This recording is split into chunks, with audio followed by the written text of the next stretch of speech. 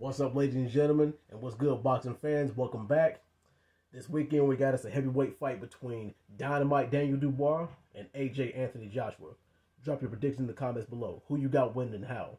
Do you got AJ by decision, AJ by stoppage, Dubois by decision, Dubois by stoppage, or do you have it a draw? But anyway, let's break this down. Now, they say you're only as good as your last fight, but I'm going to take the last three fights. And they both look equally impressive, getting wins in the last three fights. I would say that AJ might have looked better than Dubois in his last three fights, but you could argue that Dubois had tougher and more skilled opponents. Now, sizing both of these guys up, I'm going to assume that they're going to come to the ring weighing around the same. Let's just say around 245, 250. But AJ still has the height and reach advantage because Dubois is only giving up maybe 1 or 2 inches in height, but he's giving up 4 inches in reach. I think that's why it would have benefited Dubois to at least pack on an extra 10 to 15 pounds. So that way he might be able to impose some kind of will, try to bully AJ on the inside, which could play to his strategy. Now, who has the power advantage in this fight? I was really going back and forth with this one because it depends on the range. I think from mid-range and longer range, AJ has the power advantage. But if you were to get more on the inside, Dubois has the power advantage because of his style. Not saying that AJ isn't a good inside fighter, but I just think that Dubois is slightly better on the inside and it'll work more to his advantage. Speed, technique, and defense. I think that AJ probably has the better hand speed too, as well as being able to have better maneuverability around the ring. But he has one slight disadvantage.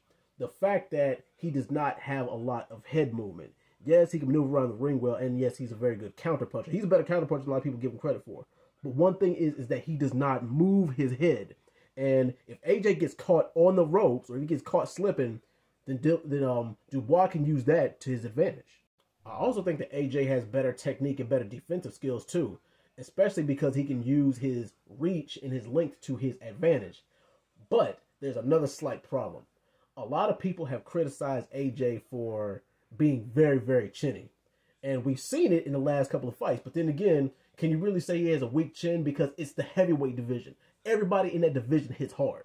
And say what you want about Dubois' technique. Hey, it ain't the prettiest style in the world to watch. It is actually rough, it is dirty, and it is gritty. But guess what? It works for him. We saw that in the Philip Hrgovic fight. But I think that's probably going to work to his advantage if he can make this fight as ugly on the inside and on the ropes as possible. And Dubois has a hell of a chin. He can take a lot of damage, but that's not always a good thing, especially when you're going up against a power puncher like Anthony Joshua. Sure, you could take a lot of damage and you're durable, but do you really want to be taking that kind of damage if you don't have to, especially if you look to go the distance in the fight? I don't think you want to do that or play that kind of game. And I also think that AJ is probably the more versatile of the two fighters, meaning that he has more tools he can use and he has more tricks up his sleeve. But, as they say, everybody's got a plan until they get hit in the mouth. Meaning that all those tricks, all the tools, and your game plans will go out of the window if you get clipped and hit in the mouth one good time. And we've seen AJ fall victim to that. And we've seen him fall victim to that with arguably less skilled fighters than Dubois.